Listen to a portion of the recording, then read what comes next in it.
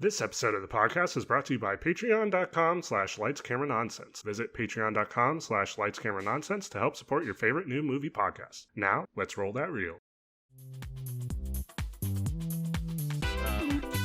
Oopsie. You know, classic mistake. Classic this guy. This guy over here. How are we gonna get out of this mess? I don't know. I hate all of what just happened. Hello, everyone, and welcome. Every time. It threw me off, man.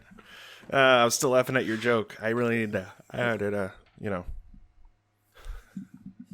Hello, everyone, and welcome to Lights, Camera, Nonsense, where we give you all the latest movie magic you may have missed. I'm Nick. La Simmons. And I'm Zach, Peppermint Enthusiast Smith. Aw. And on December 5th, let's dive into the previews. Zach, what have you been watching? So starting off, I ended up finishing Queen's Gambit. Oh, good. Yeah, that's a very good show. It is. And not too long either. It does not overstay its welcome. Yeah. Which you can't say a whole lot about certain seasons of Netflix shows. Marvel. We'll talk about them later. But I stand by everything I said before, and as well as what you said. I think, those reviews stand. Having finished it, I also very quickly I finished the latest season of Bake Off. So another year down the. Do you feel accomplished? Do you feel accomplished? No, but I feel sad because now I don't have any more Bake Off to look forward to. You should have spread them out. The person who should have won. That's all I'll say on that. Oh, okay. And then moving on, I watched the latest 2 episodes of The Mandalorian. Oh, cool. So 5 and 6, or 14 and 13, depending on how you want to conform to the show's insistence that it continue its numbering sequence after the end of each season. At least they're not doing it like Roman numerals when they're doing it. Like it's like chapter X, true. V, that I. Is true. Yeah. Do you have any thoughts? Did you watch the latest episode? I am. I know you watched the one before. I am all caught up. So, my quick thoughts are I'm really excited for what they're planning. I feel like Dave Filoni has literally had this roadmap for all of these characters for now, a decade since he started working on Clone Wars. Especially with the character of Ahsoka, who I don't know why people are saying, oh, it's a spoiler that she's going to... Like, didn't they pretty much confirm the casting a month before? They confirmed it like a year before. And I think anyone who's saying that is probably just out of the loop, which means you should listen to our podcast to stay in the loop. Hey. Yeah, I think if you don't know that was going to happen, then you were just uninformed. But yeah, they've been talking about how certain people were going to show up. They even did the same with Bo-Katan. Mm-hmm. Not as long. I don't think they've been talking about that. Possibly Boba Fett, though. I believe that they were talking about for as long as they were Ahsoka. Would you say... Yeah. Sorry to interrupt. Would you say that people who are now invested in the show, watching Season 2, almost done with Season 2 at this point, having watched the Bo-Katan episode, having watched the Ahsoka episode, that these people are now invested in this series and they're therefore Star Wars fans, or have watched previous Star Wars works to go, I'm excited, I like Star Wars in the past, I want to watch this? I think Mandalorian has actually situated itself pretty well as a show that you do not need to watch anything else. Even if you don't know who these characters are showing up, like why is Ahsoka such a big deal? Or, I mean, fuck, if you haven't even watched Empire, like who is this bald guy and why does he want his Mandalorian armor back? Or, I don't know what a Fett is, or it's a type of cheese, Zach. Yes. I think it stands well on its own. Unlike a large majority of Star Wars canon, you do not need to watch anything else, really. And the worry that I had going in to this second season when they were talking about like all these returning characters from earlier or elsewhere in the canon. I thought it might feel a little too bloated, and actually they've done a good job, keeping it pretty fat free. There's not like a whole lot of extra bit going on. Unless you think otherwise. I actually feel the exact opposite. So I feel like this season is both a fantastic, well-paced push towards a larger story and a larger world, or universe, I guess, in this example. But at the same time, if you think about it too much, and you could say this about really any point of Star Wars, but if you think about it too much, then you start to see every single little crack. Sure. This entire season and parts of season 1 of The Mandalorian have all just been fetch quests to go from A to B. It's going from side quest to side quest to side quest. In the search of the main quest, which we get sidetracked from the side quest to go to the main quest. It's all of this kind of stuff, and I really, really, really do disagree with the fact that you don't necessarily have to know who these characters are to enjoy the show, because there is specific dialogue moments and specific directing choices in some of these episodes. Sorry, I'll let you finish. No, it's okay. I like the Thrawn name drop in the Ahsoka episode of chapter 13. And I feel like the backstory of Boba Fett, you don't have to know his entire backstory, but you have to kind of realize who he is once he puts on the armor in the most recent episode. Right. Well, and I think, the Boba Fett example is a little different because, that's a movie that came out 30 years ago as opposed to Clone Wars 40 years ago. Fuck. Actually, 1983, I believe. Fuck. Yeah. Long time ago. As opposed to Clone Wars, which, is relatively recent by comparison, and much less well known. So I think what the conversation really boils down to is, do you need to go back and watch Clone Wars to get some of this extra bit of dialogue and stuff like that? And yeah, for sure, if you want the impact of that stuff, I would definitely agree and say it's necessary. Like, if you don't, well, and with Thrawn, that's a Rebels thing too. Yeah. Unless you read Star Wars novels or comics, beforehand, you wouldn't even know that unless you had watched Rebels. So my argument against that would be it still functions as a show. Right. All that little it still works. Extra stuff. Yeah, all that little extra stuff is great. As a Star Wars fan, I've loved the last 2 episodes. I think 13 was stronger than 14. Just because 14 kind of at one point just turns into a fairly similar thing that we've seen the show do, where it's like we're stuck in one position and we got to hold out for a while and we're protecting one thing, and then oh no, that goes haywire, so now we have the crux of the remainder of the show, what that's going to be about, obviously. Whereas the preceding episode was way different to anything that came before, just in terms of like the whole kind of samurai aesthetic and Western aesthetic as well. Yeah, just a nice healthy mix.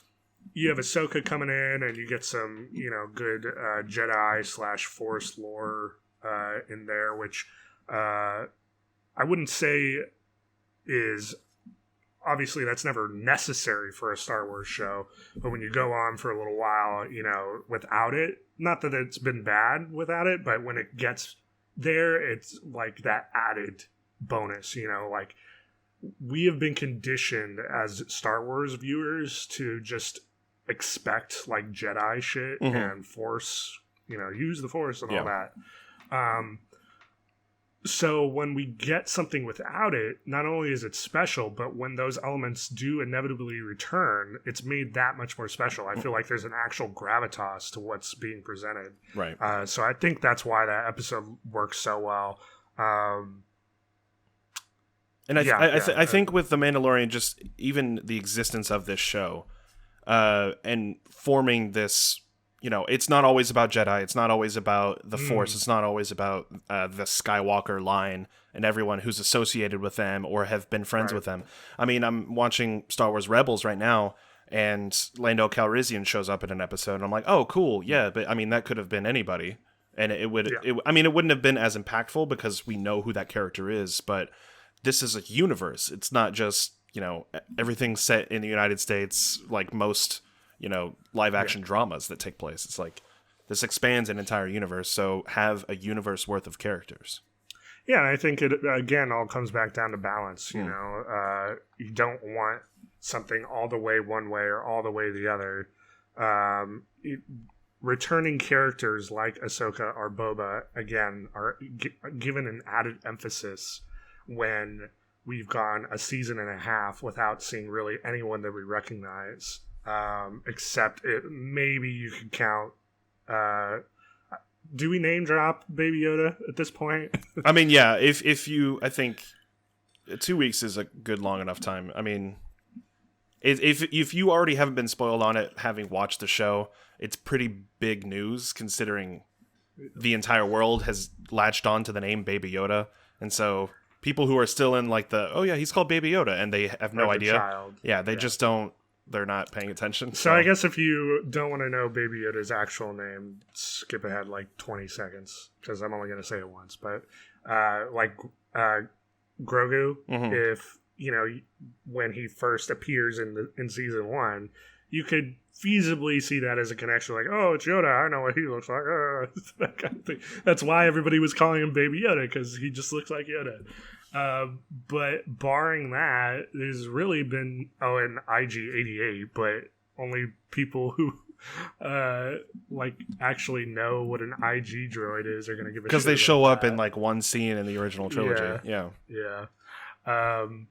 It's mostly been new original characters, and then when you do hit those returning characters from the series, they're giving a much bigger impact, I think. So, still enjoying it. Hope it continues the way it's going. I would agree with you overall that the structure is pretty nebulous in terms of we're basically just going from point A to point B with no at this point there's kind of a vague sense of what needs to happen. Yeah, but there's really no end game. They could legitimately stretch. They could stretch out this show to last any number of seasons. You can't really tell whether this is going to be a short show or a long show. And I know because Disney is going to milk this to the ground. Wait, that's not the phrase. Right. You know what I mean? No, that's good. Milk it to the ground. Yeah. Name of the episode. I've been milked so much, I'm on the ground. So tender. You mentioned Clone Wars, and funny that you do mention that, but I actually finished Rebels. Clone Wars. Well, you mentioned Clone Wars way before that. Yes, I did. You did mention Rebels more recently, but Clone Wars was the first one you brought up. Yes. I finished Clone Wars. Oh, awesome. I went through 2.5 seasons faster in that show than the entire rest of the 4.5 seasons that I watched before it. I think I started watching Clone Wars at the start of 2020, and it took me until last episode to get to episode 5 of season 5, I believe it was. So quite a while. I think that's right. Yeah. Compare that to where I then went, and I think you can... 2 seasons in 2 weeks? Yeah. Glean from that how much the quality of that show just comes out of nowhere. Just ramps up. It's like... And I will say, you had mentioned D-Squad last time and how I shouldn't be looking forward to that. I actually like that as a goofy hijink set of episodes that don't matter to the plot at all. Yeah. It's way better than another Jar Jar episode. Yeah. Well, and then actually, can you believe it, in season 6, I think it is, there's actually a good, couple of Jar Jar episodes. I never thought I'd be saying that about a fucking Clone Wars. I think I've thrown them out of my mind because I don't want to think about it for any longer than 10 seconds. It's when he and Mace Windu go to the holy city of like the people who don't like Jedi, and then they're like vanishing because they're being like kidnapped by some like evil cult. I think I'll have to look them back up again because it's not ringing any bells. They like I said, Jar Jar. If I hear the words Jar Jar, I'm like I'm tuning out. It's fine. I don't blame you. I went in thinking, fuck, I got to get through one more set of Jar Jar episodes, and then I was pleasantly surprised, actually. Yeah, man, that is so fucking wild how big of an increase in quality that show goes through.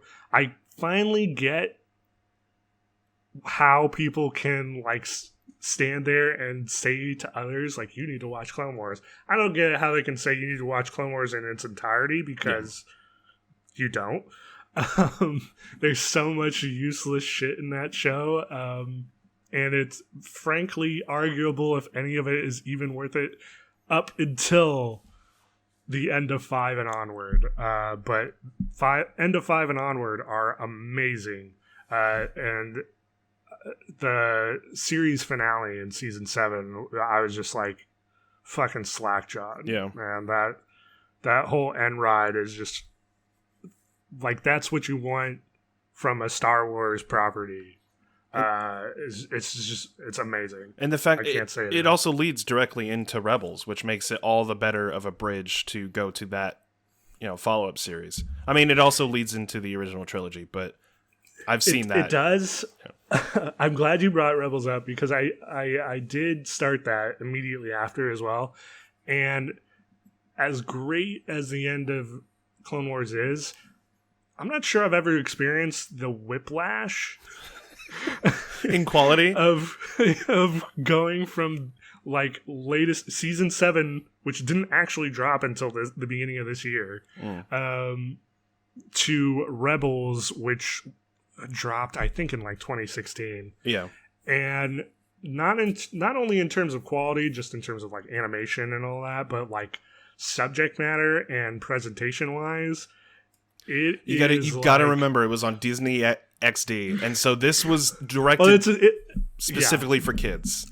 For kids, which is I was going to say. It's like here we have a niche show that got even more niche as the further it went on. Yeah. You then drop a Disney Plus exclusive season for your niche audience, which at that point is so small, like. Basically, the only people who are going to be watching that are the people who are invested at that point. Yeah. And so, by that logic, you're catering towards older Star Wars fans and Star Wars fans who were younger, possibly when they started watching Clone Wars originally when it was first airing, who have now gotten older. So, you're like, all in all, your audience is like probably post 16. 17. Yeah.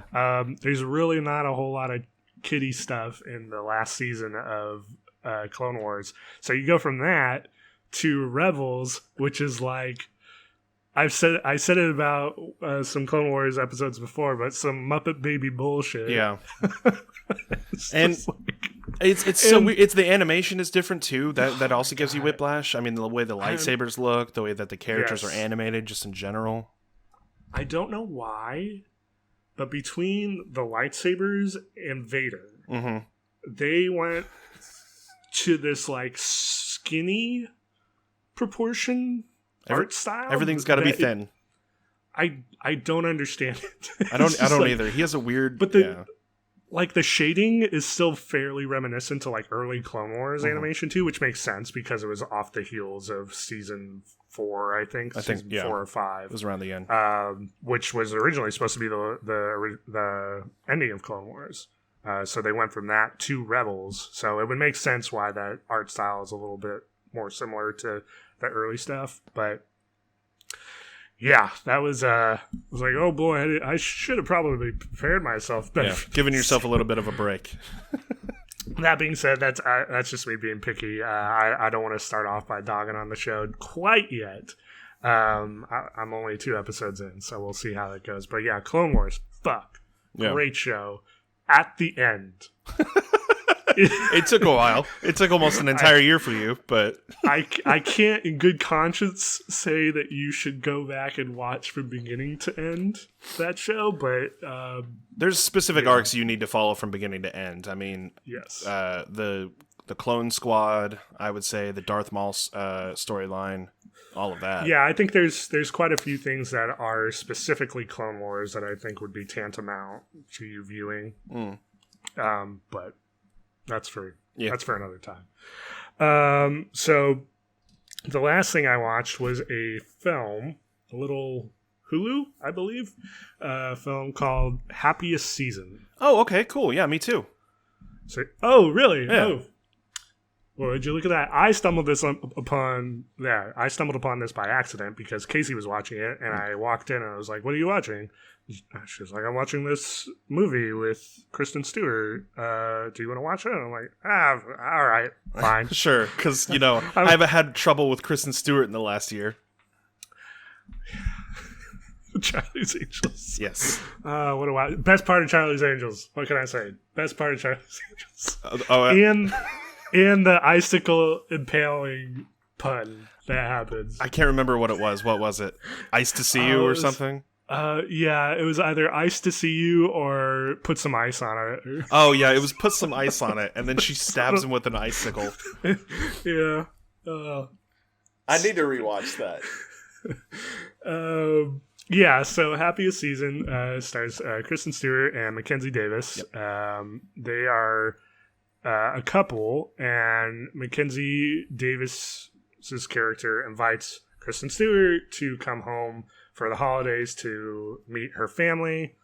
So she agrees. Only catch is when they get there, Kristen Stewart finds out that Mackenzie Davis is not out to her family. Mm-hmm. So there's this whole bit of rigmarole that goes like they say that she's her roommate whose parents have died, which they actually died. So it's cool. Yeah, I was just like that. Why? That's such a weird detail to like include to explain away. That's why she's coming home with me, is because she didn't want to just stay home and eat a pizza. It's because her parents are dead. Right. Yeah, and granted, I missed like 5 minutes of the movie, so I don't know if it was like more clearly laid out, but the way it was presented by the time I had come in, where they were at the parents' house, they were just kind of presenting this, your family is dead, as a joke, like you're an orphan, like, because everybody's like, oh, I'm so sorry. Like, they're being overly affectionate and like consoling, and it was like, I'm fine. And I thought the joke of that was, her parents aren't actually dead. She's not an orphan. But then it's made more clear later on in the movie that her parents are, in fact, dead. It's such a weird, tiny detail that no one should ever latch onto. And for some reason, you did. So I appreciate that. You weren't the only one, though. I noticed that, too.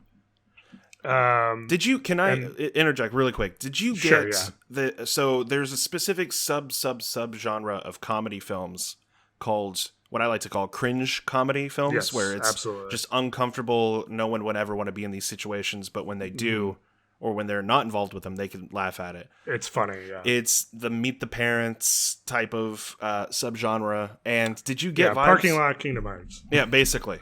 So I'm glad you brought that up. No, that's what they were trying to do. But what it comes off as, at least to me, is mean and spiteful and not very fun. Yeah. The whole time I'm just like, because what basically happens is, at one point Kristen Stewart's character gets framed for shoplifting because these shit ass kids like the worst throw kids. some random crap in her purse, and like the dad of the family is running for mayor or some shit, so he's like under a microscope, and it's subtly implied he might be a conservative politician, but it's never outwardly stated. Yeah, both of the parents, it's supposed to be like implied that they're against those kinds of values. Because they're like, they're politician or political families, and they get together around the Christmas tree and take the family photos, and they don't want anything to like rag on them in terms of family names. So yeah, it's subtly implying like these are the people who you think they are. And what that turns into is like basically everyone just treating Kristen Stewart like shit the entire movie for an hour and a half, including her girlfriend, who she was going to propose to on this weekend getaway. Yeah. And I'm like, I can't laugh at this. This isn't funny. Yeah. This is like, you need to go home and possibly reconsider your relationship with this person. Mm-hmm. It should have happened a lot sooner in the film, in my opinion. And like, I think what they were trying to get to, which is definitely a reasonable point to try to get across, is that everybody will come out when it's most acceptable to them, when they're most comfortable, when they feel the safest. And sometimes that's not possible. What you shouldn't do is you should not bring your significant other, who is out and has been out for a long time, unbeknownst to them that your family may or may not be totally against you as a living human being. Yeah. Just by loving a certain person, you know? So I think they just kind of dropped the ball, and at the end, you're supposed to be like glad that everything's, eventually everything gets ironed out in very quick fashion. They have a big blowout in like the last 20 minutes, and then everyone comes together as like a huge happy family in the next 5. Even the sister, who was like possibly the worst throughout the whole thing. The Alison Brie? Yes. Yeah. Who is like super judgmental and passive aggressive and snipey and all this other bullshit. Yeah, even she has a turnaround because, I've been hiding that my husband and I have been separated for so long and we're going to get a divorce. That doesn't excuse you being a shitty person. Yeah, that came out at the same time that I publicly outed you. Yeah. And we're just supposed to accept that. Yeah, I was so frustrated and angry through this whole fucking movie. And then at the end, they're just like, it's fine. Happily ever after. Yeah, everybody moves on from all of what had happened, I think like the night before or the day before. Yeah. And, it's just for kind of a sweet little happy ending. And that's not how people work. Like after all of that other stuff, because there's a third sister who goes through her own slightly, I wouldn't say, I don't want to diminish it because it's a different issue entirely from the middle child. The middle child who basically she was the best. She was the best person in that movie. Yeah, because she was actually funny. She had the funny role. Nice. Yeah. Yes, she did. She's super nice, super funny, and everybody treats her like shit too. So. For no reason. Don't treat your middle child like shit. Don't treat your middle child like shit. Not that you're biased, Mom. I say that because I know she's probably going to listen to us. It's just all of that. A lot of what happens throughout the course of the movie. I would have said, no, take me back, because they pull over on the side of the road when she finds out, like before they even get to the house, and I'm like, all right, I'm taking a cab back. Like that's no, because if you're going into this with false pretenses, then there's nothing but bad things are going to happen throughout the course of this weekend. Like, even if I was willing to propose to you, no, this is me taking time to reconsider. That's just me personally. Well, and like, I think there's a line, right? Like, I think that's what you're getting at, is there's a line as you and the other, like I said before, everyone is afforded their own pace. They can, decide when they want to come out whenever they want. Right. Because they need to feel safe to be able to do that. And a lot of people aren't lucky enough to feel that safe. But when you're obfuscating the reality of the situation to someone who did not sign up for that and has spent the better, I think it's like a decade at that point. Mm-hmm. I think she's like maybe a little over 30 or something by the time the events of the movie are taking place. But you've lived your life that way. And that's like, I don't know. I guess I would hope that someone would be afforded the opportunity to decide for themselves whether or not they want to put themselves in that situation. And so, like if that came out, like, well, why would I even want to come to this thing? Yeah, why would I even want to risk that? I'll just wait for you to get back home. Yeah. Like, no pressure on you. You do whatever you need to do. But, like, that is no. I think, devil's advocate for the Kristen Stewart's character, but she wanted to meet the family because she had the full intention of proposing during that weekend, hoping that I almost said Mackenzie Davis, totally different actress. Mackenzie Davis would come out during that weekend, so she was constantly waiting for Mackenzie Davis to be the bigger person, not bigger person. I'm sorry, to come out at the appropriate time for her.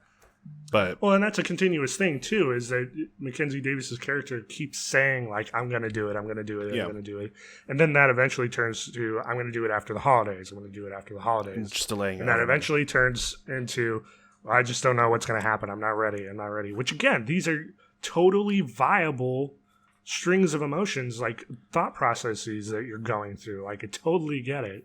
But when you start dragging other people into that who had no opportunity, like at one point in the movie, Kristen Stewart does just finally say like, fuck it, I'm done. Yeah. I'm going home. And then she's looking at rates to get back home, like just for a taxi or a plane even. Mm-hmm. And it's like thousands of dollars. So she has to make this awkward choice of like, do I like drain out my savings to get out of a situation in which I don't feel comfortable, I don't feel safe, the person I'm supposed to be asking to marry me is not backing me up, and in fact she's getting agitated because I'm uncomfortable. Also, quick shout out, sorry to interrupt again, quick shout out to Sean Levy, who's fucking fantastic in this. He's Dan Levy? Is it Dan? Sean is the father. I'm sorry. The best friend. Yes, the best friend who helped co-create Schitt's Creek, that just won every single Emmy. He plays the best friend who eventually drives down to pick up Kristen Stewart, and is like the true hero of the story. And I also have to. Sorry, go ahead. No, you go. I was gonna say Mackenzie Davis is technically the villain of this movie, in all regards. Like, we even learn like halfway through the movie that Aubrey Plaza, who plays like a former high school classmate / fling to Mackenzie Davis. Mm-hmm. Mackenzie Davis outed her with like no repercussions, and like the story just moves on past that point. I'm like, Aubrey Plaza should be way more pissed off. Well, I think that like serves Aubrey Plaza's character, you know, like that it's been so long since then, like almost 20 years. Yeah. So at that point, you know, like it was more, and she's successful too. I forget what she does. I think she's like a scientist or some shit. No, she helps publish authors because she publishes the middle child daughter's book. Oh, that's right. Yeah, you're right. Yeah. So, you know, she has, you know, she's moved shit on going on in her life. Yeah. And there's a really poignant scene between Dan Levy and Kristen Stewart right at the end when he's there to take her home. Yeah. In which he talks about how, you know, certain people were lucky to have parents that reacted positively to them coming out. And it's absolutely true. I talked a little bit about this when I watched Love, Victor early in the year. Mm-hmm. And that show took its movie counterpart to task a lot of the times because of the oversimplification of the act of coming out. You know, like, Love, Simon was a great movie. I loved it. But there are legitimate, you know, beefs to have with it in terms of like, well, Simon's very, you know, affluent. Upper middle class, affluent, white. You know, a lot of these things factor into how your family reacts to you coming out to them. And the show, Love, Victor, you know, presents it from an opposite point of view. What happens if you come from an overly religious family, a lower income family, rather? You know, there's all these different moving parts in it, and that's what the speech kind of gets down to that Dan Levy has, his monologue. And I think there's a lot of heart that they try to get across, and like understanding, like, hey, shit's hard, man. Like, I totally get it. Yeah. Not everybody is afforded the luxury of having a totally accepting family, and some people get thrown out. You know, they get disowned. They never talk to their parents again for, you know, since they were 15, mm-hmm. and they came out. They get kicked out, and they have to go stay with a friend or something if they're lucky. And that's unfortunate. I think they could have done better than having those as splashes in a pool of just like overbearing, almost volatile, definitely volatile, and just not very nice, And to frame it as like middle. kind of a rom-com type of Yeah, film. like, it's so funny. Yeah. Get it? She said, that guy's not really her type. Oh, that's so funny. That kind of shit. Just like, just sprinkle it in and make it a little bit more heartwarming. It doesn't pay off. No, it's definitely not worth it. So in that regards, I would say if you're looking for something that tackles that complexity a little better, and for just the fact that it's quality-wise better, go watch Love, Victor, for sure. Which is on Hulu as well, right? Yeah. It is. It is on Hulu, yes. Cool. I don't know if you had anything to ask. I didn't expect to go on quite the tear that I did. No, there. that's perfectly fine. It's a tough subject matter.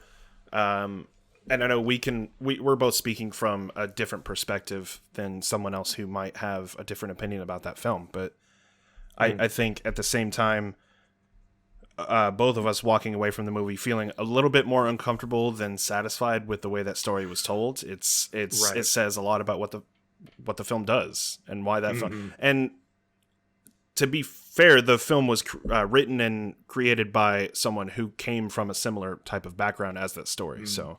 Right. That was their story that they wanted to tell, and unfortunately, it didn't pan out for both of us. Yeah. It just doesn't always work. Your mileage may vary. Yeah. But that was it for me. Nick, what did you watch? Well, Zach, I'm glad that you watched at least a Christmas-themed movie for the month of December. I know that we have another episode this month, but I just want you to hopefully enjoy. What is this?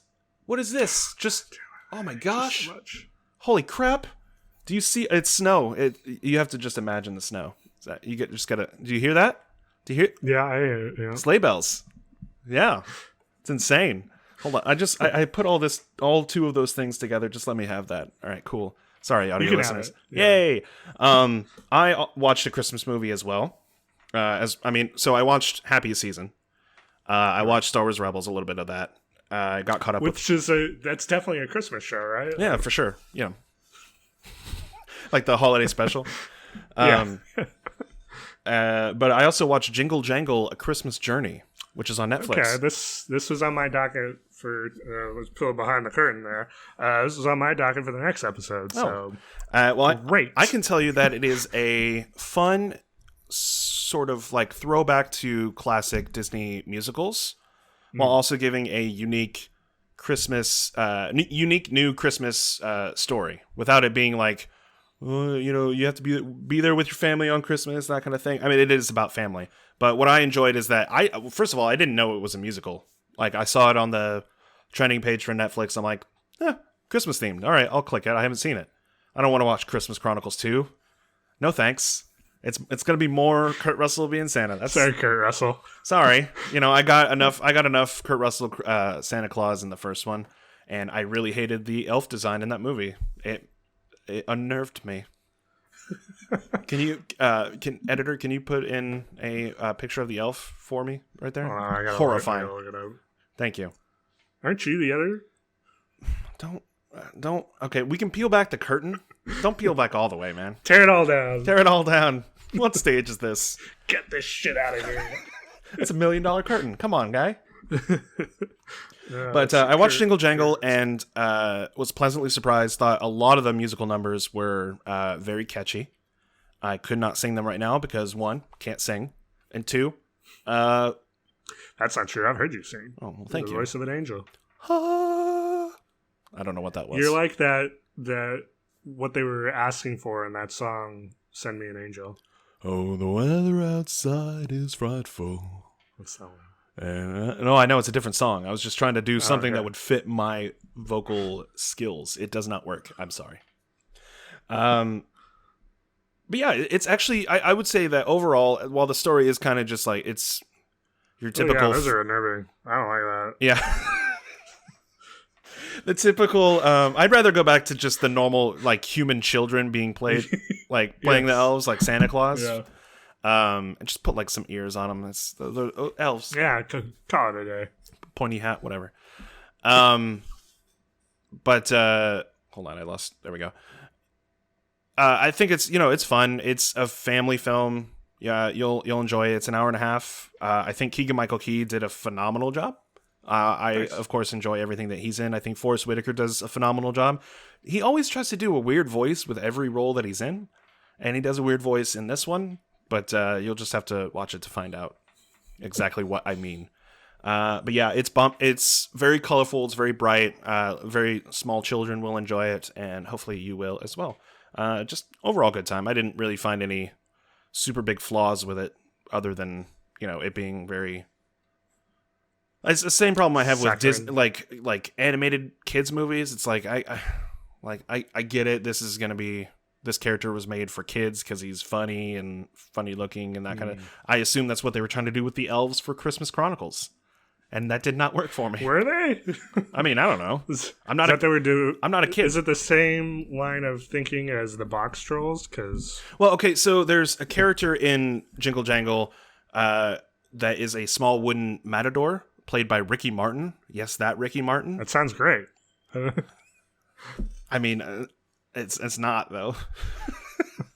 It's just my opinion. Check it out. It's on Netflix, available now, and Christmas Chronicles 2 as well. Sure, why not? The movie you didn't watch? Yeah, the movie I didn't watch. Go ahead and watch that. If you need to watch the first one again, just watch that one. And that's about it. I've actually been quite busy with work and a lot of other stuff behind the scenes. So unfortunately, I'm gonna have to cap it off there. Wow, Zach, I know. I'm sorry. I'm sorry. I'm so sorry for my moose. Wow, we're getting to the news. We're going right into the news. Christmas news. Oh no, there's actually very little Christmas news. Oh fuck me. I guess I'll just go straight to hell. Yeah, I didn't say that. Sheesh. All right, so starting up news. Actually, before we start the news, you actually had a correction. Oh, yeah, thank you. Yeah, thank you for reminding me. See, this is why I asked you, because I completely fucking forgot. You're welcome. So, last week, we talked about how Wonder Woman 1984 was moving to same-day premiere on HBO Max when it released in theaters on December 25th. Yes. Originally, they had said that it was not going to be available in 4K. Patty Jenkins has since come out, I think like a day or two after, of course, our episode went live. Naturally. And yeah, naturally. And said that it will, in fact, be available in 4K. So if for some reason you were pounding your fists on the table and hating HBO Max for not offering 4K on Wonder Woman 1984. Curse you. They are, in fact, doing that. So I think this is going to be the first 4K film to be released on HBO Max, right? It will indeed. You are correct. Hey, cool. Well, since a lot of people aren't going to, and I'm sure we're going to dive more into that here with these next couple of news stories, a lot of people probably aren't going to be seeing it in theaters, so this is a great opportunity for them to see it in a very high fidelity, high visual, very good looking film on their TV, especially if they have a newer TV. So hopefully you invested on Black Friday, you suckers. Yeah. I don't have a 4K television. I do, but it's it's a bad brand, so who knows? Yeah, split the difference. Yeah, that's what I do. Cost over self-worth. Fallacy. Oh, yep, sure. What's the first news story for this episode? So, first news story, we're going to start off with the biggest. I was worried it might run a little long, but now we actually might not. I'm so sorry. Sorry to disappoint you with all my movie watching. No. You just gave the news ample room to breathe. I told you. It's so unusual. Told you before the episode. Told you not before enough. Too much news. Get it out of here. I hate you. you cut down our number of news stories per episode, and you were still worried that we were not going to have enough time. Yeah. So, but it's my fault. I'm still watching Grey's Anatomy. Yeah. We don't have to. We're not going to talk about it. So first news story for the docket is that I'm sure a lot of people have heard about this. Warner Brothers has made the decision to release their entire 2021 slate on HBO Max for 30 days after the release date, same day as the theatrical release. So they'll hit theatrical release that same day. That movie will be available on HBO Max for the next 30 days, at which point it will then come off and only be available in theaters again until they drop it again. Further time, yeah. So this, of course, has been flooded with numerous takes. Some more angry than others, depending on which line of work you fall in and whether or not you are a shareholder of AMC stock or Cinemark stock. or even movie theater workers. People who are working at these theaters who have either been not let go, but have been told, hey, we're closing down the theater. We'll open it back up whenever the pandemic is quote unquote over. And then, so I have seen this one floating around, and I do want to just interject real quick and say that while that is definitely certainly a concern for people who need work and are worried about being out of work, a lot of those people have already been furloughed, unfortunately. They were part of the first round of all the closings. So unless you're in a particular state that doesn't give a fuck, i.e. Texas, your place of work has most likely been closed for pretty much this entire time. Yeah. So not to minimize that, but we are still kind of already dealing with that as is. And I'm worried that that's kind of a line that's being pushed by execs who are worried about bottom line, which is, again, a totally understandable worry. But my hesitance to side with them is that we are still hitting record numbers in USA. And I certainly see the worries about whether or not the industry is going to recover afterwards, or how it's going to look after all is said and done, whether or not people can pay rent. But people need to not die too. Yeah. And that's why anytime I see company man, like AMC guy, going off on, you've chosen your shareholder, he's basically saying you've chosen your shareholders. Your side.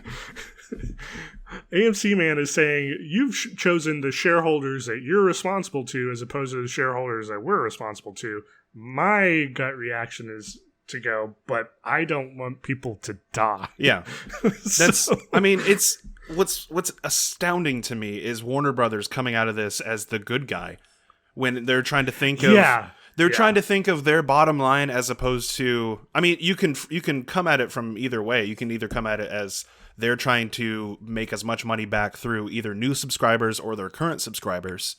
Like, let's say, I re-up on HBO Max to watch Wonder Woman and then either forget to cancel, or I just re-up every time a new movie that I want to watch releases.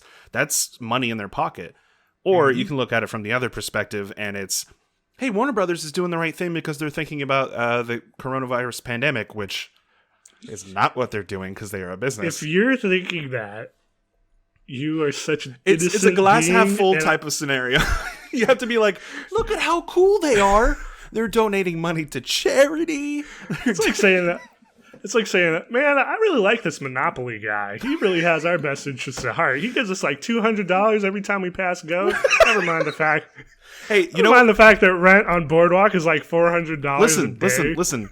The Monopoly guy is doing more for his residents than our U.S. government is doing for theirs. So, do you really have to fault him for it?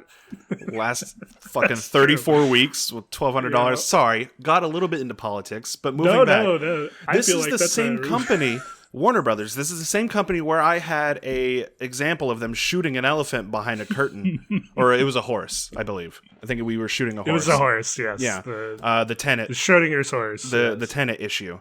And now they are coming out and saying, hey, not only are you going to be able to enjoy all of these new films that you were expecting to come out either this year or early next year, day and date, at home, in probably the best quality you can possibly imagine, in the comfort of your own home, no less. Like, pandemic or otherwise, this would be ideal for people like you or me who like to enjoy films at home comfortably without having to deal with fights breaking out in the movie theater. That's another episode. You should really keep track.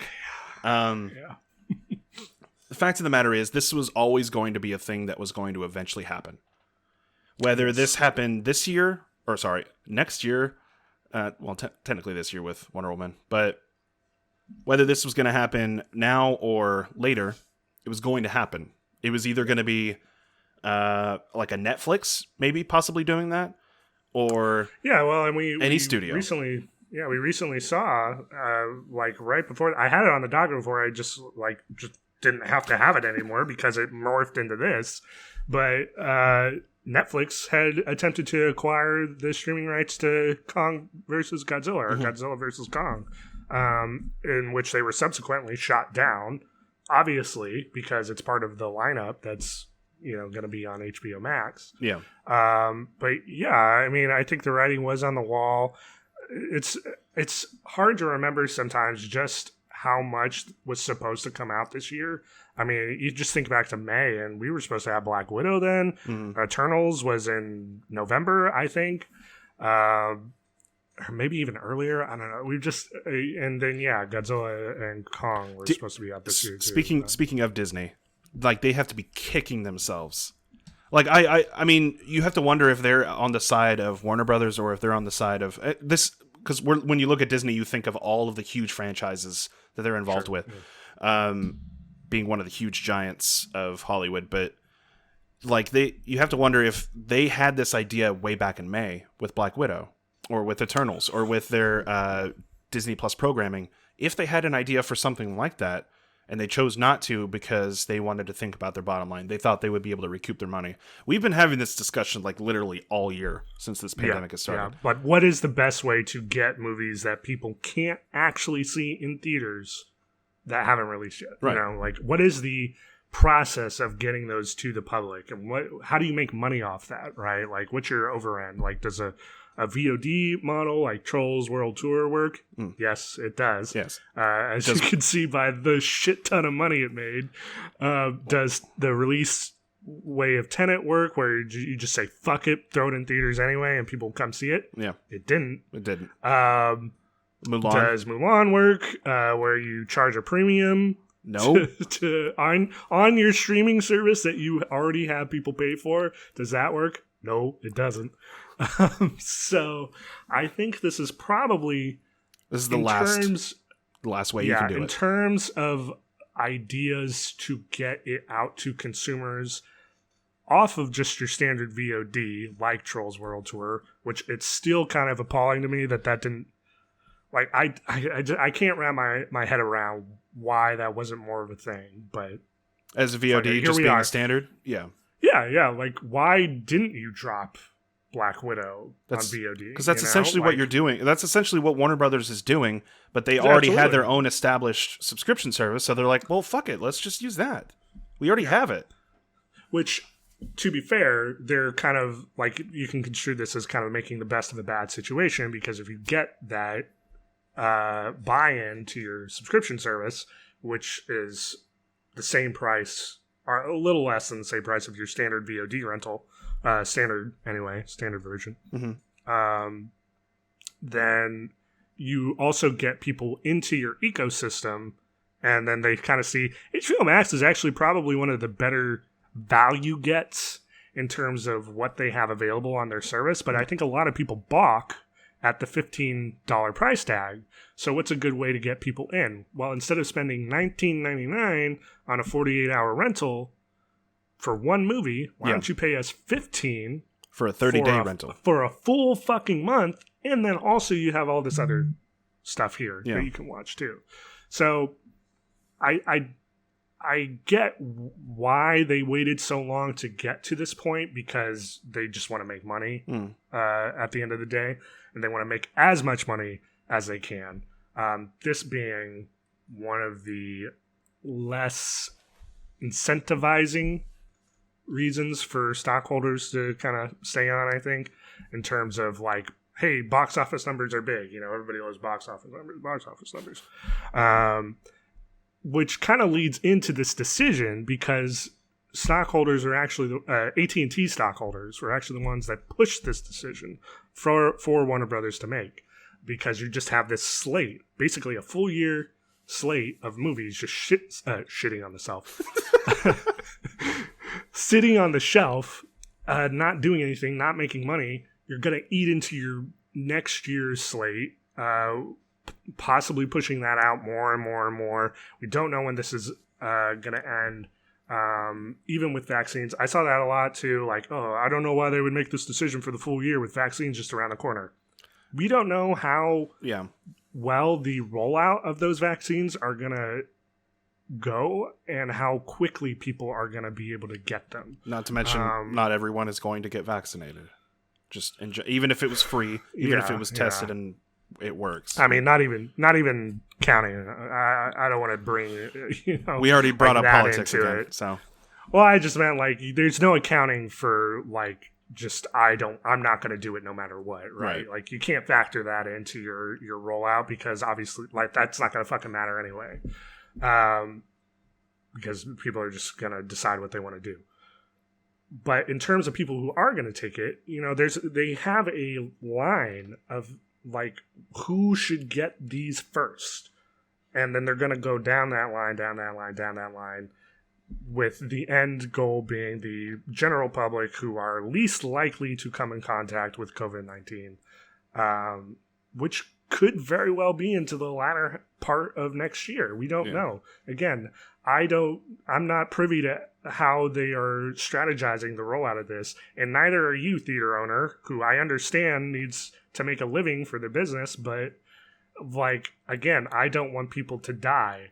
So yeah, I would, even if I got vaccinated today, I still wouldn't go to the movie theater for a long time because I wouldn't want to risk it. That's another part of that too. Like, depending on where you fall in that line of like where you get your vaccine, do you feel comfortable enough to go to the movie theater? Probably not, unless you've already been going. And also unless vaccination is so widespread at that point that like you're basically the last in line anyway. So whatever. Imagine being picked last for a vaccine in a pandemic. Looking at you, Kristen. I don't know. I'm just anybody named Kristen who's listening. That is you were picked last. Specific mark. Sure. Justin. Yeah. We'll say Justin too for the guys. I mean, we could go on and on about this, but I'm excited about the idea of getting the things that I was excited to see this year in some form. Yeah. Soon-ish, depending on what you're waiting for. And while I know the decision was not made for my benefit or anyone's health benefits, because Warner Brothers, AT&T could definitely not care less if you were 6 feet below the ground, other than the fact that they want the money in your pocket. I want to be safe, so I'm good with that. Yeah. It doesn't mean that any of these movies are set in stone for the release dates still. They could still be moved. They could still be moved. And what's also worth noting is, again, these movies will still be premiering in theaters. Yeah. The only difference is that for those first 30 days, you're going to be able to watch it on HBO Max. And then after that, you can go into the theater. So I think whoever's mad about this, I would think you're probably going to go see it in theater anyway, unless you're in a location where your theaters are closed up, in which this is a foregone conclusion no matter what. So, yeah. I don't know. Do you have anything to add? No, I don't have any jokes. Yeah. It's the state of the world. Yeah, it's pretty sad and depressing. Good times. Merry Christmas. Yeah. Well, let's move on to some more happy news then. Okay. How's that? Yeah, how's that sound? Yay. You good with that, champ? Yay. Elliot Page has announced that he is transgender. His preferred pronouns are he or they. And that's great. Congratulations. Yeah. I do have to give a slight tip of the hat to Netflix for changing their film information to include this. Yes. I don't know if it was across all other streaming platforms. I didn't really check. But I haven't seen anything that is. I think it's just a Netflix thing. They I went back and retroactively changed all their credits to just have Elliot Page. I think it would have been probably a headline somewhere if another streaming platform didn't do it deliberately. So who knows? This would be research for anybody who's listening if you're curious. That's cool news. Be who you want to be. Period. That's it. Done. End of story. Don't let anyone tell you. Yeah, don't let anyone tell you who you're not allowed to be, because do whatever you want. If they're not bothering you, who gives a fuck? Move on. Well, and I always like it when people are able to feel comfortable in their body. That's what I'm saying. I'm just who they want to be. Yeah. I guess that comment was more directly towards the people who are just throwing up in arms, like, why is this news? What does this matter? I'm like, it's who cares? Well, they're already arguing in bad faith anyway. Yeah, and they're wearing a red hat and a mask. Tune them out. Or no mask. Yeah. Anyway. No mask is probably more likely. Yeah. So, yeah. Great. Cool. Congratulations. I love it. And his Twitter post is actually really, really great, too. So, if you're interested, we're going to have that in the news docket. I would go and read that, too, because it kind of goes into detail about the decision. It's powerful stuff. Yeah. Moving on, Monster Hunter, after like 6 hours of being in Chinese theaters, has already been pulled due to outrage. I did not. Sorry, go ahead. What were you going to say? I was just going to say, I did not read into the article. So what is the thing that outraged people? So there is about a 10-second scene in the movie in which a character makes a really shitty pun. Like, it's not funny. In which he refers to his knees as Chinese. And the character's Chinese. So, So... What? That's the start of it. Okay. Because it's such a weird exchange if you watch it. It's like, one character asks, like, what are those knees? And the character, the Chinese character, I guess, is like, these are Chinese. That's so stupid. And that's it. It's completely, there's no context for it. They're just driving along. And that's the exchange. So then you have the subtitles down below, which are like, fuck all that. We're just going to do something completely random. And it's like a Chinese proverb in which it basically states like, the only reason to kneel are sacred reasons and stuff like that. So you take those two and then extrapolate it out into the shitty nursery rhyme where it talks about dirty knees, look at these. Oh, okay. Yeah. And we get to where we get to our location here. Right. Where everybody is mad. Monster Hunter has been effectively canned in China because originally they were going to go and do a slapdash edit and re-release it without the offending line and footage, to which the CCP, is it CCP? CCCP. Chinese Communist Coalition Party, I think. I don't. It doesn't matter. I think. To which they said, that's not enough, don't put it back in. So, no word yet on whether or not that edited version of the film will be making rounds again. But at this point, even if it did, a lot of people in China are pissed. Does not look good for Sony in terms of a release date or a fairly major release on their docket. For the life of me, I don't know why anyone would go to see this movie anyways, because it looked like utter dog shit, but here we are. The CCCP is the Russian abbreviation for Soviet Union. So that's not China. Oh, okay. That's not it. The Communist Party of China is what I meant earlier. Anyway, just moving. I just needed to make sure so that we had that in. There you go. We're dumb. Yeah. We are dumb. We've established this many times. Yes, if you've been listening to it up until this point, we're not very knowledgeable in a lot of things. We just know we like movies, and that's why we like to talk about them and enjoy them with you. So yeah, I don't really know where I fall on this, because on the one hand, like, you know, I'm not cool with internment camps, so Chinese government.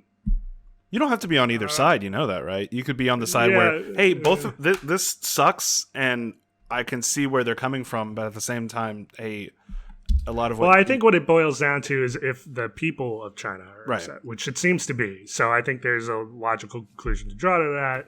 It's like, well, how did this even... You know what? Never mind. I was going to ask, how did this make the cut? Paul W.S. Anderson. That's how it made the cut. He's not very good at dialogue. No. Have you seen Mortal Kombat?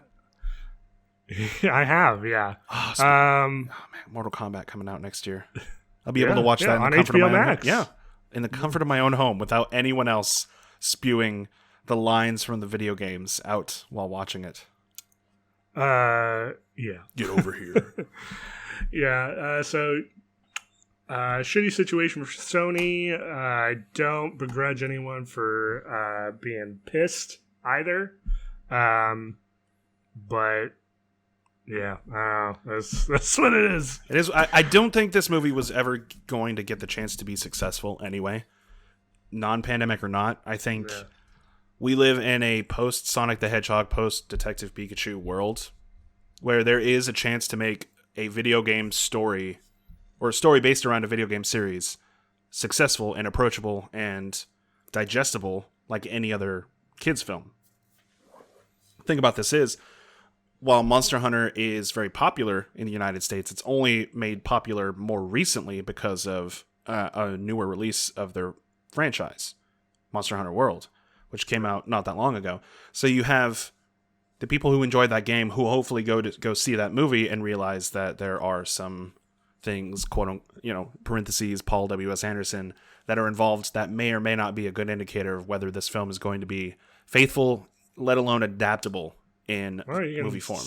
You can stop a military guy and Stargate. Let's have the premise of Stargate fused with the premise of Monster Hunter. The whole film was originally supposed to be taking place in the universe of Monster Hunter, and that's it. Like, no humans whatsoever.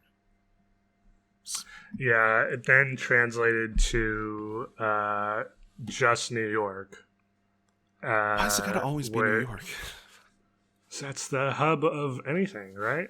I guess. Yeah, portals opening up in New York, and then monsters would come out. It's like, what was it, Dragon Wars? It was like Dragon Wars. Yeah. Or any Godzilla movie. Wow, I don't know, man. Did you see Dragon Wars? Because that was some schlock. That was like a million years ago, man. That was like some good Remember, slop. Was it D-Wars? Is that the same thing? Is it the same movie? Yeah, it's the same thing, yeah. Okay, I think that's what it was called when I saw it on DVD. Yeah, it was gonna do that thing, Portals in New York, and then it did like a happy medium. What's the next news story? We gotta move on from this. So Oscar Isaac has, as of now, been attached to the Sony developed Metal Gear Solid movie. You mean the one that's been in development since like 2004 for years? Yes, yeah. I don't expect this to happen anytime soon. But how do you feel about the casting? I think I've actually been more interested in the director than I think Oscar Isaac's fantastic, great choice, good actor. He just keeps adding those big properties onto his portfolio. He has a fantastic agent. Right, because I think he really does. he has touched almost. I can't even think of a big one he hasn't touched. Franchise. Take that out of context. Yeah. I can think of a big. I think Oscar Isaac is touching all the big things. I think he's touching them and he's holding on to them and he's grasping them tight. Gross. I'm excited for him. I love all the articles showing pictures of the wrong Snake from the Metal Gear Solid franchise to put next to Oscar Isaac and the Boss Logic, of course, artwork, which helped cast him. So if you want to follow Boss Logic on Instagram, Twitter, whichever. He does really, really, really, really, really good concept art. And it's actually gotten, some Hollywood plans in motion when it came to whether or not directors wanted to cast this particular actor for this role. So I think that actually, it's starting to happen now with Sebastian Stan and Luke Skywalker for Mandalorian, which has not been confirmed at all. Yeah. But people are like, oh, there's hints here and there of maybe Luke Skywalker because he's, this is when he's building the, his Jedi Academy. He's going to be young. Sebastian Stan kind of looks like him. Here's mock-up from Boss Logic. It kind of, it makes sense. So it's possible. I mean, that's Jordan Voight Roberts, who is the director of this Solid Snake Metal Gear Solid film, even confirmed it in an interview that it definitely helped him convince himself that he was perfect for the role. So who knows? Maybe this is a good indicator of whether or not certain actors are going to be hired for, or at least attached to roles. Who knows if he's even going to stay on, because he's a busy boy, that Oscar. He is, yeah. In the pipeline. I'm interested in it. I've never been I know of the story, the whole overarching story of Metal Gear Solid. Well, and that's what it comes down to. Like, how do you adapt? How do you adapt MGS? It almost feels like it's already a movie series. If you play Metal Gear Solid 1, you don't even have to play the NES and SNES games. If you start Metal Gear Solid 1, go all the way to 5, it's like you have watched like as much cutscenes as there are Star Wars films. You've watched all 9 of them. Sorry, you're good. I got a hiccup. But yeah, I'm interested to see how this pans out. I think when it comes to video game movies, we just talked about Monster Hunter and portals to New York, and now it's like army guys and with guns and jeeps fighting dragons and stuff. Like, that seems pretty bombastic and pretty out there. It's a Capcom franchise, but then you move to a Cold War spy video game franchise, and you're like, well, this kind of makes more sense. I could see how this can be adaptable. So yeah, it's definitely more plausible, and you can kind of see where they might be able to come up with a story. Well, so. you say that, but I mean, Monster Hunter looks like it's failed. Just not even from all of the controversies surrounding it. Just in terms of when I look at that trailer, it looks like it's failed. Right. I mean, there's as an adaptation. It's not only the people who are behind the camera and behind the script that are adapting it, but I'm saying from just a concept level. Metal Gear Solid, if you don't include a lot of the crazy shit that happens in that game series. But then it's not fucking Metal Gear. I know. So what are you doing? I know. But if they want to make as much money as... It's like fucking Uncharted, Sully doesn't have a fucking mustache. And to the point where Mark Wahlberg had to get a mustache. But at the same time, like, I know there will be some parts in this movie that will not make any sense, but there are some exceptions that you have to take to adapting not only a video game franchise, but one as iconic as either Metal Gear Solid, Monster Hunter, or Uncharted. And again, Uncharted is another great example of something that is easily adaptable because we've seen films like that in the past, i.e. Indiana Jones. Yeah. I think my hot take is stop doing video game adaptations. I think it's possible. We talked about Sonic the Hedgehog and how much I enjoy it. He got his shoes. The shoes, Zach. His shoes. And Tails at That's the end. That's a negative, sir. No feet? Come on. We don't have to talk about Sonic feet. And Tails at the end, all the fan service, it was enjoyable. And Detective Pikachu was fun. And I think a large portion of that was Ryan Reynolds and his charisma. Charizard. So I will say, I think Detective Pikachu does work, but I think it works because it's not adapting anything really previous. There's a couple like loose connections here and there to previous Detective things, Pikachu games. The Detective Pikachu game, but like it's not like we're gonna adapt a live action version of Pokemon Blue. Well, okay, let's talk about Super Mario Brothers the movie then. And how that's nothing like the games. I know. I'm saying it set out to adapt that specific thing and then went wildly off the rails. You just need to start off the rails. Okay, so if I told you and you had no background from the Super Mario Brothers movie whatsoever, you didn't know it existed even, and I told you, hey, there's a Super Mario Brothers What a movie. world. You'd be how happy you would be. You'd be a millionaire by So now. naive and If I told you it didn't exist and you have never watched it, and I'm like, hey, there's a Super Mario Brothers movie, and from the very beginning they told you it was off the rails and they had no intention of connecting it to the game series, would you sit down and watch it? probably. I sat down and watched it when it was supposed to be connected to the game series, and I hated it. Right. Now, It is a different time, though. but like at this point, it's in the same vein as like The Room, right? Like it's so bad, it's good sort of thing. Like people watch that shit all the time because it's like so fucking stupid Yeah. and ridiculous. John Leguizamo was drunk for like the whole fucking thing. That's not a lie either. I know. He's been on record. I don't know.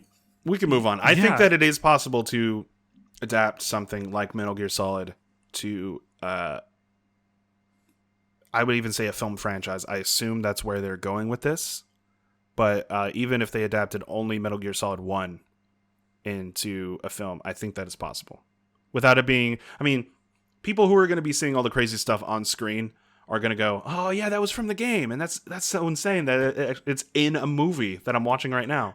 May I remind you of Paul W.S. Anderson and Resident Evil Afterlife, was it? I mean, you can name any of them. But yeah, go ahead. When Wesker threw the glasses. That's a 3D moment. That was the studio going, hey, we need more 3D moments. It's from the game. Anyway. Look, sunglasses. It's like the game. That was probably the only thing in that movie that was like was from the game. Because if you watch Resident Evil they have 5, like the movie. They have like fucking Claire in the fucking purple suit or whatever, and she's got the damn heart piece or whatever. There's all a heart piece on her chest. I feel like you weren't paying attention to my Resident Evil recap. I could start over and do it again. No. Wait a year. We'll see if MGS, the movie, succeeds by year 2031. I think that they've been in pre-production for a long time. I have faith in the director, Jordan Vogt Roberts, who was the director of Kong Skull Island, if you forgot. And I enjoyed that film. So it was a very good film. Yeah. So we'll see. We'll see. We talked about that story for way too long. Why? We have plenty of time.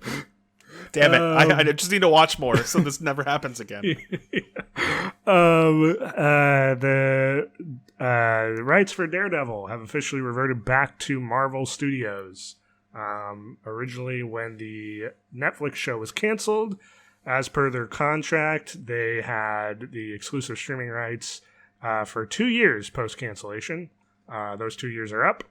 So now they are back. Daredevil is back in the hands of Marvel Studios, presumably to do with whatever the hell they feel like. Spider-Man 3 is on the way, so I know a lot of people are hoping for something like that, but I feel like that's along the same lines of people going into Endgame and hoping that the Stinger was going to be fucking Wolverine jumping out of the screen or something. What, because they had just dried the pen marks on the contract for X-Men? Yeah. New Mutants hadn't even come out. Realize Endgame is in, I think at that point, Endgame was either in post or just about to be in post. Yeah. Yeah, that's what this smacks like to me. I think put Daredevil. I think he'll come. There's a good chance that, and I'm sure it's probably in the article. You can click on it in the links below, where they make mention of the actors either wanting to come back or are like probably fighting to be hired back on as their characters. I think the entire cast was phenomenal. Specifically, Vincent D'Onofrio has put out there blatantly, like, 1, bring the show back. 2, hire me as Kingpin again. Yeah. And Charlie Cox has also has been vocal about wanting to resume playing that role. Yeah. I think even if they don't restart the series, reboot the series, whatever, or they move on and just throw them into films. Like, let's say they bring them on at the same time as X-Men. I'm totally fine with that. I just would love to see these characters and these actors portraying these characters come back, because I think the story that they were portraying in the series was phenomenal and regrettably cut short. Next up, I feel like I willed this one into existence accidentally, and it fills me with a lot of pain. I hate it. I'm looking at it right now. The DuckTales reboot that started in 2017 will be ending after season 3 with a series finale set to debut in 2021, early 2021. Fuck, man, that sucks. Yeah. It's such a good show. You ruined it. I did. I brought it up too many times, and they're like, no, we're done hearing about it. Yeah, they're done. Get rid of it.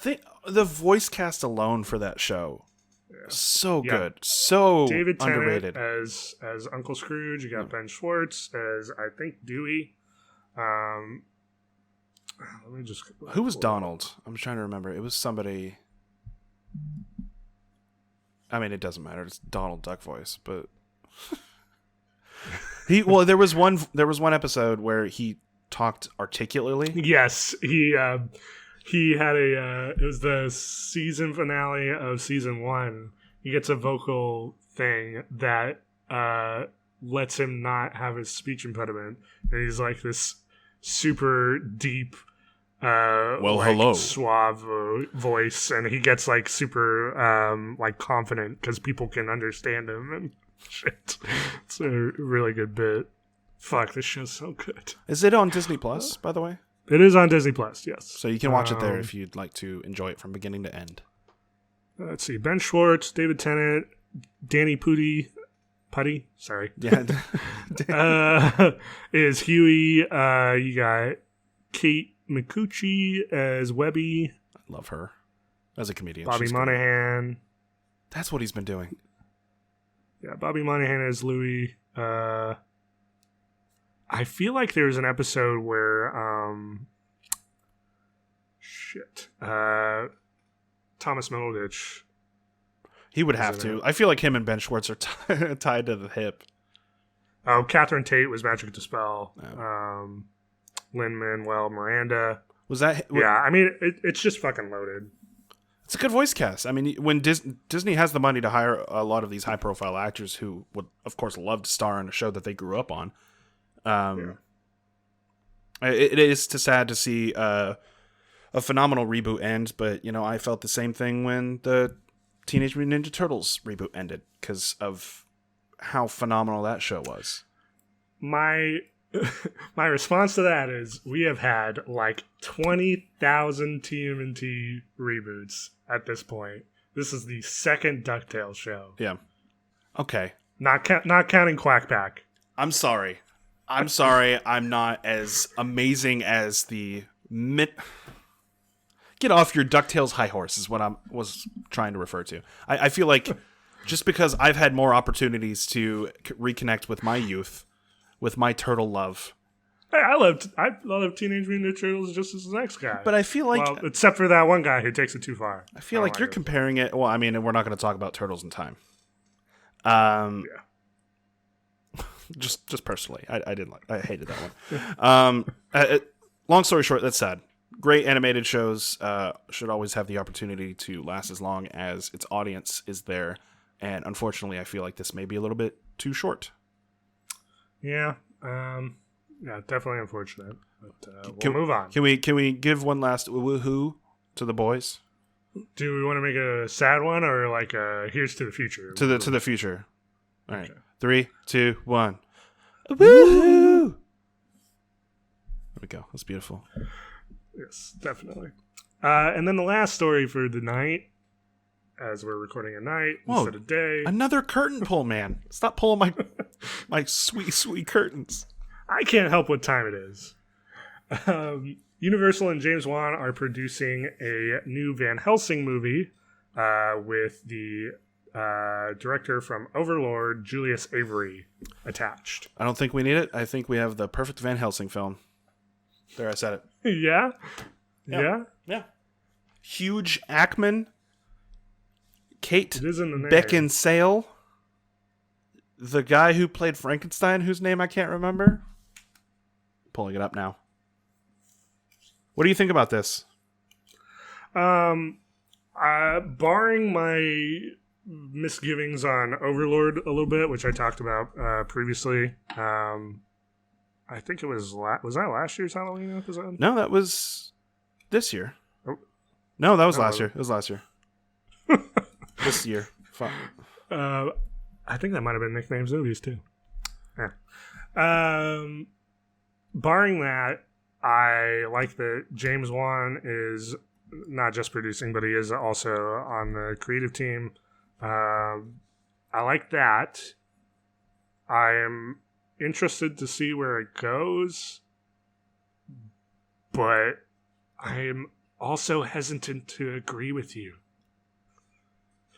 Really? I think we have the best Van Helsing movie already. So, one, I was just joking. You can watch it. It's a lot of cheesy fun. It's like when you start it from beginning to end. Remember, it's B movie. It's 2004. Everything has to be in dark leather.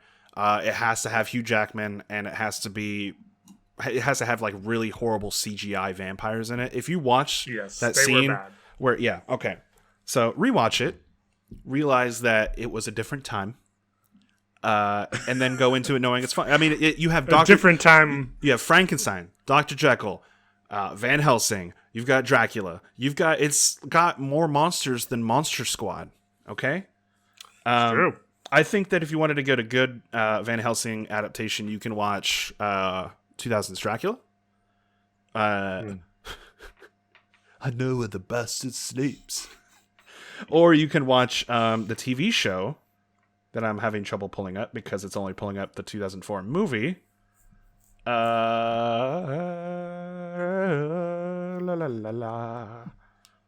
It's a female Van Helsing, but it's been on like Sci-Fi for like 5 seasons, and I've heard really, really good things. Hold on. I think a interesting thing about this development is that they have not ruled out an R rating based off the success of The Invisible Man. Oh, it's just called Van Helsing. It's on Sci-Fi. Sorry. Go ahead. Continue. They haven't ruled out an R rating, which when they made that Hugh Jackman Van Helsing, Universal was very heavily trying to stay away from R ratings so as to get as much money as possible. Milk kittens. Yes, but now that they see that R-rated movies are financed, what is with you and the Meet the Parents references in this episode? It's just I gotta rewatch that movie. That's fantastic. I hate it, but it's fantastic. Just now I have it in my head. Just milking the little. Marley, get over here. No, he's a guy cat. Oh, sorry. Continue. So now that Universal has seen that our movies are financially viable, that they have not ruled out that. And it basically sounds like Avery pretty much has full discretion to do whatever the fuck he wants. And I think that there's been a major switch to rated R movies not necessarily being a barrier for money to come in. I mean, you see movies like Deadpool where there's gore, cursing, nudity, that kind of stuff, where it makes $1 billion, that kind of thing. So, well, and usually where we saw this argument come up more often than not was when we were talking about a comic book movie or like an action, teenager sort of movie, possibly teenager sort of property, where they would worry about cutting off those profits to the property because they were using that property. Right. But now we've seen that there's so much interest in those properties regardless, that's just kind of like mostly by the wayside at this point. You see it pop up occasionally, but yeah, for the most part, I think we're kind of done with that until next time anyway. It's good to hear. Yeah, until we have a Handmaid's Tale type of situation where everything must be G-rated. Yeah. And approved by the Lord. What else do we got? Is that it? I think that's it. That's it for news. All news stories. Zach, fantastic job today. High five. Yeah, you have to. Come on. There you go. Perfect. I'll add in the clap sound. Yeah, thank you. I was already done. You kept doing it. Do you have anything else to add? Eat your vegetables. Brush your teeth. Give thanks unto Michelangelo. The Ninja Turtle. The Ninja Turtle. Not even not the painter. But this has been Nicknames Movies. No, it hasn't. What the fuck? What the fuck just happened? How did that happen? Let's just... Who needs a curtain anymore? Just put up like those plastic blinds so you can just go... This has been Lights, Camera, Nonsense, keeping you updated despite our best efforts. Zach, if people wanted to contact us and tell us what they thought about this episode, if they wanted to give us questions, comments, and concerns about the holiday season, what holiday movies they should watch, or anything in between, how would they be able to contact us? So you can email us either at lightscameranonsense@gmail.com, or you can email us at the equally useful but even more fun email, Teenage Mutant Ninja Turtles at lightscameranonsense.com. Thank you for making it super fucking long. Yeah. How about Christmas? How about Christmas cookies? Christmas is long word. Is a long word on its own. Fine. Holiday love. Snowman nipples at lightscameranonsense.com. Any of these will work because we will be able to read them, and we will read them aloud onto the show and get your voice heard. And we'll give you credit too. We won't just steal your email. Yeah, just give us a nickname. Make sure to tune in every 2 weeks for all the latest news, reviews, and what else, Zach? How do you? The holiday how do you do's. Thanks for tuning in. I need some like jingle bells. How do you do? How do you do? Thanks for tuning in, and we will see you next time. Bye.